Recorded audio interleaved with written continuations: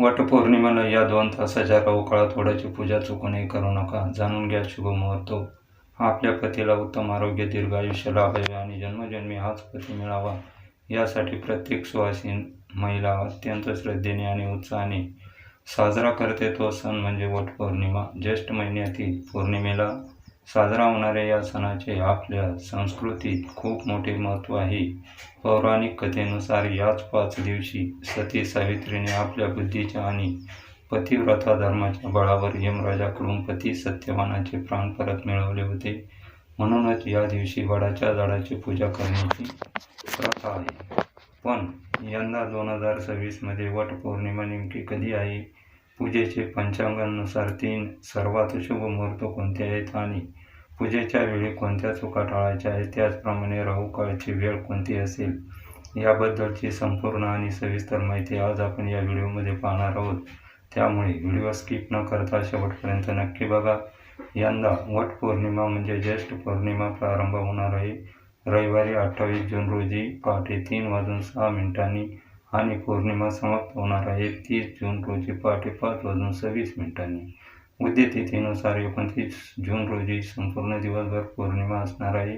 उद्य तिथीनुसार 29 जून रोजी हा सण साजरा करणं शास्त्रोक्त ठरणार आहे. सर्वच महिलांनी या दिवशी लवकर उठायचे आहे. वडाच्या झाडाची पूजा करण्याअगोदर काही महिला काय करतात, सकाळी लवकर उठतात आणि घाईघाई करून वडाच्या झाडाची पूजा करून येत असतात. तर असे काही करू नका. महिलांनी सर्व काही नीट व्यवस्थित करायचे आहे. आपल्याला तर या दिवशी लवकर उठायचं आहे आणि सर्व महिलांनी आंघोळीच्या पाण्यात थोडीशी चिमूटभर हळद टाकून आंघोळ करायची आहे. माता लक्ष्मीला प्रिय हळद टाकून आंघोळ करायची आहे आणि त्यामुळे लक्ष्मीनारायण प्रसन्न होतील, तिन्ही देवता प्रसन्न होतील आणि म्हणून हळद टाकून नक्की आंघोळ करा. जे काही शारीरिक मानसिक त्रास असतील संपूर्णपणे नष्ट होतील. त्याचबरोबर या दिवशी आंघोळ केल्यानंतर लगेच आपल्याला देवघरातील देवांची छानशी अशी विधिवत पूजा करायची आहे. यावर्षी जी ज्येष्ठ पौर्णिमा म्हणजे वटपौर्णिमा आहे आणि त्या दिवशी आपल्याला कुलस्वामिनींची माता लक्ष्मीची छानशी अशी विधिवत पूजा करा. छानपैकी पंचामृत किंवा गाईच्या कच्च्या दुधाने अभिषेक करायचा आहे. मूर्ती छान देवघरात स्थापन करायची आहे आणि कुलदेवीचे मंगल कलशसुद्धा या दिवशी जरूर भरा. त्याचबरोबर देवी आईची ओटी भरायची आहे. आता तुम्ही कणा नारळाने नाही भरली तरी वटपौर्णिमेला देवी आईची ओटी, आंबा आणि गहू या देवी आईची ओटी भरायची आहे. एक ओटी तुम्हाला तुळशीजवळ सुद्धा एखाद्या ओटीत तुम्ही ओटी ठेवा किंवा आपल्याकडे वडाचे पान असतील तुमच्याकडे तर हे एक वडाचं पान घ्यायचं. देवघरात सुद्धा एखाद्या ताटलीवर एखादं वडाचं पान ठेवा. मुठभर गहू घ्या दोन्ही अंजळीत आणि ते गहू देवी आईसमोर ठेवा. त्यानंतर एक आंबा ठेवा. हळद कुंकू फुल वाहून देवी आईची ओटी पूर्ण भरा आणि पूजा करा. तुमच्या मनात जी काही इच्छा असेल ती लक्ष्मी मातेला तुमच्या कुलस्वामिनीला सांगा. तुळशीसमोर सुद्धा तुम्हाला ओटी ठेवायची आहे. हळद कुंकू फुल वाहून तुळशी मातेला सुद्धा पूजा करायची आहे. देवघरात देवी तुळशी मातेची पूजा करा आणि मगच तुम्ही वडाच्या झाडाखाली जाऊन पूजा करायची आहे. काही महिला घाईघाई करतात, आधीच वडाच्या झाडाची पूजा करून येतात आणि मग घरातल्या देवांची. असं करू नका. आधी आपल्या देवघरात देवांची पूजा करायची आहे. तुळशी मातेची पूजा करा. आपल्या कुलस्वामिनींची ओटी भरा. नुसती गव्हाणे आणि आंब्याने भरली तरीही चालेल. आणि ज्येष्ठ पौर्णिमेला वटपौर्णिमेला गव्हाच्या ओटीला खूप महत्त्व असते. आपण इतर वेळी अख्ख्या तांदळाने ओटी भरत असतो. यावेळी ज्येष्ठ पौर्णिमेला जेव्हा आपण वडाच्या झाडाजवळ ओटी ठेवतो किंवा 5 बायका ओटी भरतो आंब्याने, तेव्हा गव्हाचं खूप महत्त्व आहे. या दिवशी गव्हाचाच वापर करा. आपल्या कुलस्वामिनींची ओटी भरताना, तुळशी मातेजवळ ओटी ठेवताना किंवा वडाच्या झाडाखाली ओटी भरताना, 5 बायकांची ओटी भरताना तुम्ही मोठमोठ असे गहू वापरायचे आहेत. तांदूळ वापरू नका. गव्हाला खूप महत्त्व आहे. वटपौर्णिमेच्या दिवशी हिरव्या रंगाची साडी जर महिलांना तुमच्याकडे असेल तर अवश्य नेसा, परिधान करा. हिरवा रंग हा सुख सौभाग्याचं प्रतीक आहे. हिरवा रंग देवी आईचे आवडता शुभ रंग आहे आणि म्हणून हिरवा रंग, जास्त करून हिरवा रंग जर परिधान केला तर सुख सौभाग्य वाढतं होईल. त्याचबरोबर तुमच्याकडे लाल रंगाची साडी असेल, पिवळ्या रंगाची, तर हा रंग देखील हळदी कुंकवाचा शुभ रंग आहे. प्रत्येक माता लक्ष्मी, श्रीहरी, विष्णू, आपले गणपती बाप्पा यांना प्रिय रंग आहे. म्हणून हे सदैव रंग परिधान करू शकतात. त्याचबरोबर केशरी रंग आनंदाचा, उगवत्या सूर्यासारखा तेजस्वी रंग आहे. केसरी म्हणजे ऑरेंज कलरची साडी असेल ती देखील परिधान करू शकता. त्याचबरोबर गुलाबी किंवा जांभळ्या रंगाची साडी असेल तुमच्याकडे ती देखील प्रेमाचं प्रतीक आहे, ते देखील परिधान करू शकता. तर बघा, तुम्ही हिरवा रंग, लाल, पिवळा, ऑरेंज, गुलाबी, जांभळा हे रंग तुम्ही आनंदाने परिधान करू शकता. परंतु चुकून सुद्धा काळा रंग या दिवशी परिधान करू नका. त्याचबरोबर बांगड्या सौभाग्यवती स्त्रियांनी या दिवशी हातात नक्की घाला. आधीच्या असतील तर तुम्ही 4 दिवस वगैरे वापरल्या असतील तुम्ही सुतकात वगैरे, तर मी म्हणेल बांगड्या, अशा बांगड्या काढून टाका आणि वटपौर्णिमेच्या छान जरा कमी भरल्या, तुम्ही 6 भरल्या तरी चालेल. तुम्हाला जास्त बांगड्या घालायची सवय नसेल किंवा पौर्णिमेची पूजा करायची तर मग तुम्ही हातात काचेच्या बांगड्या घालून या दिवशी प्रत्येक सुवासीन स्त्रीने छान अशी साडी नेसून हातात बांगड्या घालून मंगळसूत्र जोडवे छान असा साज शृंगार करूनच वडाची पूजा करायची आहे. फाटके तुटके कपडे किंवा अगदी मासिक पाळीचे दिवसात वापरलेले कपडे असतील असे कपडे घालू नका. चुकून सुद्धा वडाची पूजा करू नका. त्याचप्रमाणे वडाची पूजा करताना मी म्हणेन वडाच्या झाडाखाली जाऊन पूजा करायची आहे. फांद्या वगैरे तोडून आणलेल्या आहेत आणि तुम्ही त्याची पूजा करताय, मात्र असं करू नका. या दिवशी आपल्याला पारंब्या असलेल्या वडाच्या झाडाची पूजा करायची आहे. या दिवशी कुणाचा अपमान करू नका, कुणाला कमी लेखू नका. कोणत्या रूपाने देवी आई आपल्या घरी येईल, आपल्याकडून पाहुणचार करून जाईल, मान सन्मान करून जाईल सांगता येणार नाही. म्हणून प्रत्येक स्त्रीचा आपण मान सन्मान करायचा आहे, कुणाचाच अपमान होणार नाही याची प्रत्येकाने काळजी घ्यायची आहे. मांसाहार मद्यपान होणार नाही याची देखील काळजी घ्यायची आहे. वटपौर्णिमेच्या दिवशी आपल्या घरात शांतता राहील याची प्रत्येकाने काळजी घ्यायची आहे. मन शांत ठेवा आणि प्रसन्न ठेवा. प्रसन्न मनाने केलेले पूजेचे व्रत उपवास फळ देऊन जातं आणि म्हणून शांत आणि प्रसन्न मन ठेवा. तसेच या दिवशी वडाच्या पूजेसाठी काही साहित्य लागणार आहे. तर 2 हिरव्या बांगड्या लागणार आहेत. आपल्याला शेंदूर 1 कळसरी, अत्तर, कापूर, पंचामृत, दूध, पंचामृत नसेल तर कच्चं गाईचं दूध, पूजेचे वस्त्र, विड्याची पाने, सुपारी, पैसे, गोड खोबऱ्या, नैवेद्य, आंबे, दुर्वा आणि गहू, फूल वगैरे. तुम्हाला जर वडाच्या झाडाला एखादा हार घालायचा असेल तर तुम्ही हार देखील आणलात फुलाचा तरी देखील चालेल. या सर्व वस्तू आपण नेहमी पूजा करतो, आपल्या सर्व महिलांना माहीतच आहे. प्रथम आपण गणपतीची सुपारी मांडून स्थापन करायची आहे. पहिल्यांदा वडाच्या झाडाखाली गेल्यानंतर पहिल्यांदा गणपती मांडायचा आहे. तुम्ही विड्याची 2 पानं मांडायची आहे, त्यावरती सुपारी ठेवायची आणि गणपती आपल्याला प्रथम बाप्पाची स्थापना करायची. हळदी कुंकू, अक्षदा, फुलं, दुर्वा, पंचोपचार पूजा करायची आहे. नंतर आपल्याला वडाच्या झाडाला थोडेसे दूध किंवा पंचामृत किंवा पाणी अर्पण करायचं आहे. हळदी कुंकू, फुलं वाहून पूजा करायची आहे आणि नंतर आपल्याला सूत गुंडाळायचं आहे. सौभाग्याचा अलंकार आणलेलं असेल तर तुम्ही सौभाग्याचा अलंकार अर्पण करायचा आहे. मुठभर गव्हाणे तुम्हाला आंबा याची ओटी तुम्हाला वडाच्या झाडाखाली सावित्री मातेची तुम्हाला भरायची आहे. तुम्ही दरवर्षी जशी करताना पंचोपचारे तशी पूजा करायची आहे. प्रथम गणपती बाप्पाची पूजा करा आणि नंतर आपल्याला बाकी पूजा करायची आहे. जन्मोजन्मी हाच जोडीदार मिळावा, जोडीदारासोबत संपूर्ण आयुष्य सुख समाधानी, आनंदाने, आरोग्य, ऐश्वर्याने, गोकुळाने फुलून राहावं अशी मनापासून आपल्याला वडाच्या झाडाला प्रार्थना करायची आहे. स्त्रियांनी या दिवशी उपवास करायचा आहे. किमान वडाच्या पूजा करेपर्यंत नक्की उपवास करा, नंतर तुम्ही खाल्लं तरी चालेल. उपवास सोडला. काही महिला काय करतात, वटपौर्णिमेच्या दिवशी संपूर्ण दिवस आणि रात्रभर असा उपवास करतात आणि दुसऱ्या दिवशी उपवास सोडत असताना आता तुमची जशी परंपरा आहे, काही ठिकाणी वडाची पूजा केल्यानंतर लगेच घरी गेलात की लगेच उपवास सोडतात, तर काही ठिकाणी पूर्ण दिवस, संपूर्ण दिवस, रात्र उपवास करतात आणि दुसऱ्या दिवशी उपवास सोडतात. ज्याची जशी परंपरा आहे त्या पद्धतीने उपवास करा, मात्र उगीच परंपरा लावून घेऊ नका. तुमची जशी परंपरा आहे तुम्ही दरवर्षी जेवढ्यापर्यंत उपवास करता तेवढ्यापर्यंतच उपवास करायचा आहे. उपवास सोडताना काहीतरी गोडधोड खाऊनच मात्र आपल्याला उपवास सोडायचा आहे. ज्या महिलांना मासिक पाळीचे 4 दिवस किंवा गरोदर स्त्रियांनी फक्त लांबूनच नमस्कार करून आपल्याला आपल्या पतीला उदंड आयुष्य, आरोग्य, सुखशांती प्रार्थना करायची आहे. आणि गरोदर महिला गेलात तर तुम्ही वडाच्या झाडाखाली, तर मग तुम्ही हळदी कुंकू फुलं वाहून वडाच्या झाडाखाली नमस्कार केला तरी चालेल. म्हणजे वडाची पूजा तुम्ही करू शकता, पण कोणाची ओटी भरू नका आणि कोणाकडून ओटी भरून देखील घेऊ नका. जर तुम्हाला कोणी ओटी दिली तर घेऊ नका आणि कोणाला तुम्ही ओटी देखील देऊ नका. ही चूक मात्र करायची नाही आहे. गरोदर महिलांनी हे नियम जरूर पाळायचे आहे. किंवा तुम्ही फक्त लांबूनच नमस्कार केला तरी चालेल. मासिक पाळीचे 4 दिवस वगैरे असेल त्या महिलांनी आपल्या घरातच आपल्या देवघरात लांबून नमस्कार केला तरी चालेल.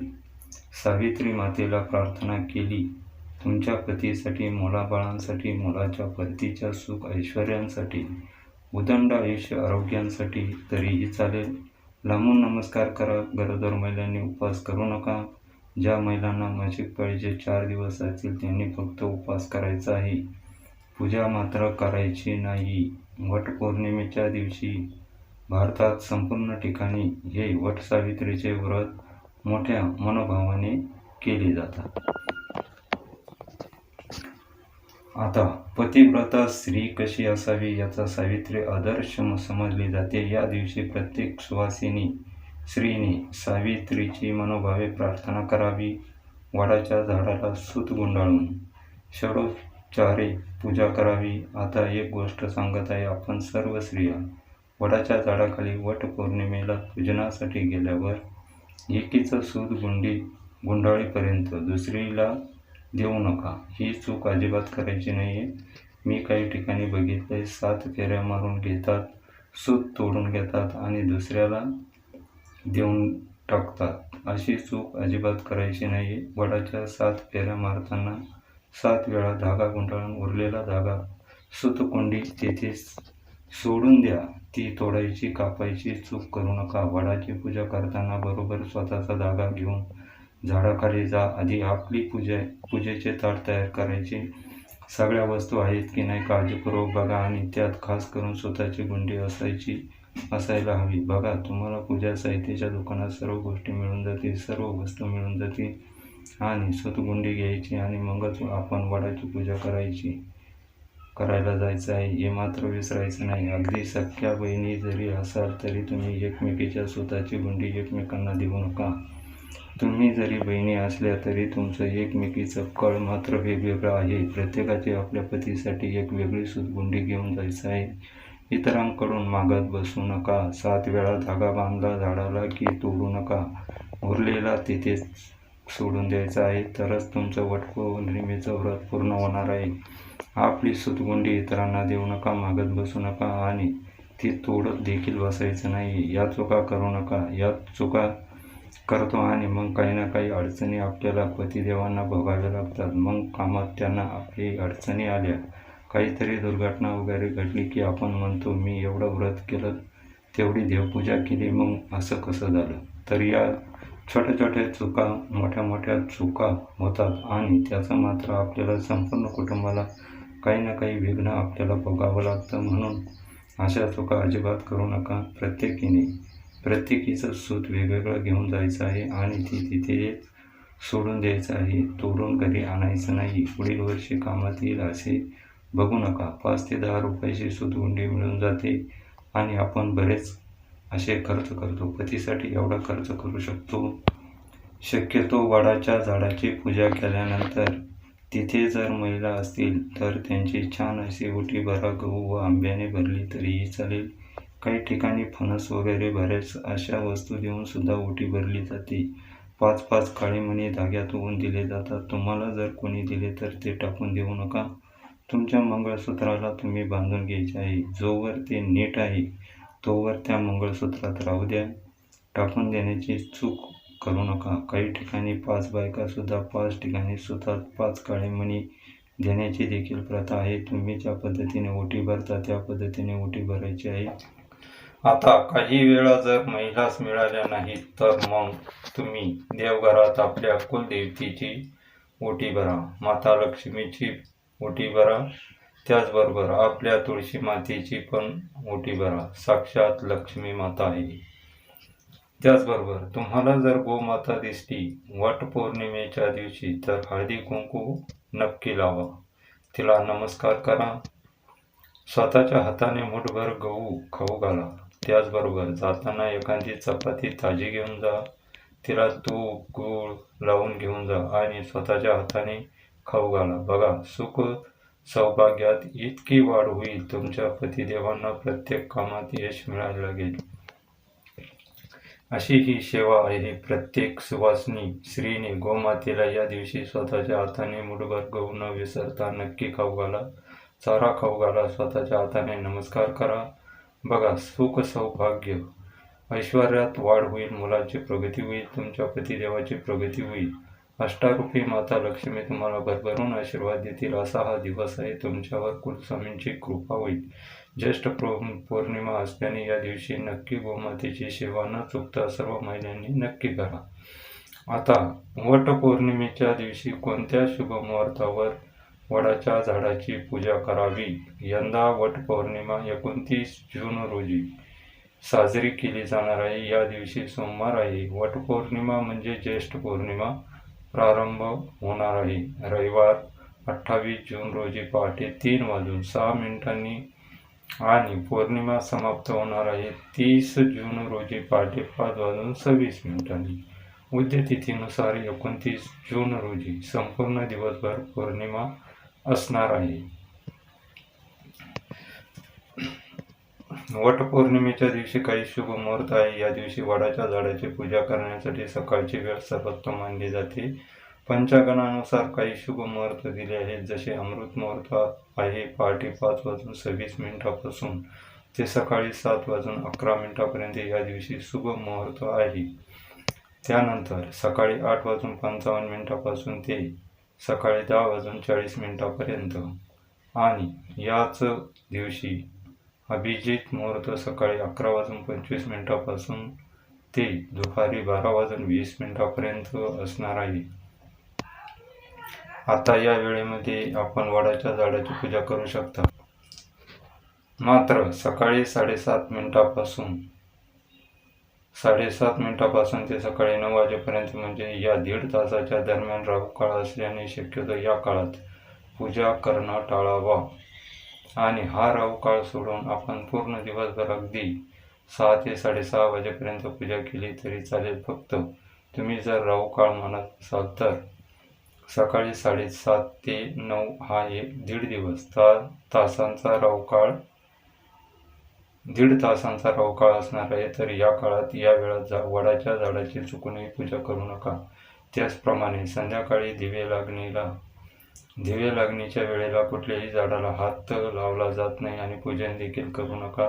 6:30 वाजेच्या आतच आपल्या वटपौर्णिमेच्या दिवशी वडाची झाडाची पूजा करायची आहे.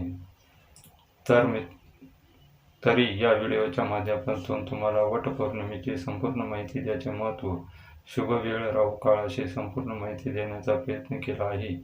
तर हा महत्त्वपूर्ण व्हिडिओ आवडला असेल तर व्हिडिओला एक लाईक नक्की करा आणि आपल्या महिलांना, शेजारी पाजारी हा व्हिडिओ शेअर करा. चॅनलला सबस्क्राईब करा आणि चॅनलला सबस्क्राईब करायला मात्र अजिबात विसरू नका. धन्यवाद.